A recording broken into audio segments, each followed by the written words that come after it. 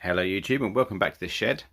So winter is approaching quite quickly. In fact, I left this video a little bit late, but nights are getting shorter, and so we're more at risk of tripping out the battery. In other words, we're getting low on the voltage and the BMS kicks in, and when it does so, the charge controller doesn't work because it needs a supply for it to start charging, and that's because the BMS is wired up to this side, or the cut-off side, or the protected side of the BMS, which is correct because if it overvolts it, it will cut off.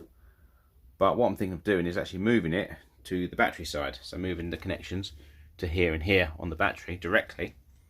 In that way, if the BMS does cut off, the charger will still charge it, and then when it reaches potential again, it should reconnect.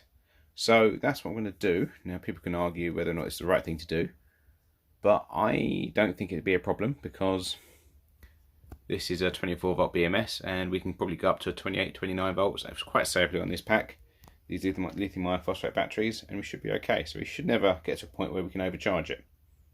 Hopefully, in winter, maybe. But if it does, it should be quite good because it will smoke a bit. So I've made a cable up, which is this. So I've got ring terminals on one end to go across the battery.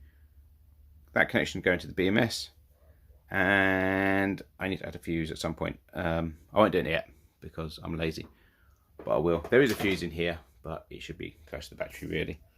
But don't do what I'm going to do because it's naughty.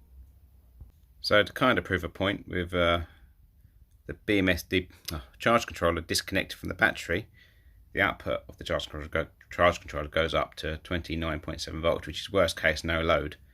So that would put the cells at 3.7 volts per cell, which is high, but it shouldn't damage the battery too much. I think damage occurs around about 4 volts. So we should be safe. It's not advisable, but it's winter and it's unlikely to get to this sort of load anyway, because we've got constant loads of everything that's connected in the shed, so we should be fine. If it isn't, I'll video it and it'd be great.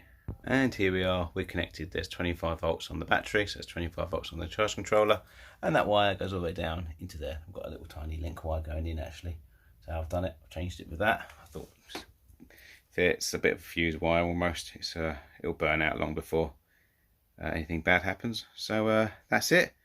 We'll leave that for the winter for it to charge the batteries up if anything does trip out, and we'll see how it goes. See, right now we're getting full, what's that, 3 watts. I mean, it's quite late in the evening, it's about 5 o'clock, so there's hardly any sunlight. But that's it. Comments of what you think this is like in the comments please, and I'll be interested to hear your thoughts, if this is a good idea or a really bad idea, and if you have any other ideas, let me know. So I'll see you later and speak to you next time. Bye for now.